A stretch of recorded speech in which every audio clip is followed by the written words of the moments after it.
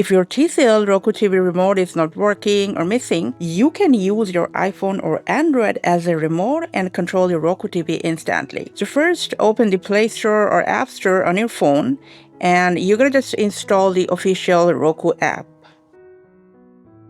So once it's installed, open the app, follow the on-screen prompts to set it up on your device. Now, you don't necessarily need to sign into a Roku account. If available, when prompted, you can continue as a guest. So when you reach the main screen, tap the remote button. And before connecting, make sure your phone and the TCL Roku TV are connected to the same Wi-Fi network. Now next, you're going to just tap Connect Now. And then you're going to allow the Roku app to access your local network, which is mandatory. Now after a few moments, your TCL Roku TV should appear in the list of available devices. Simply tap on it to connect. So once connected, you'll get a full remote interface on your phone. And from here, you can use all the essential remote controls, including the navigation buttons, home, back button, volume controls. You can also use voice search.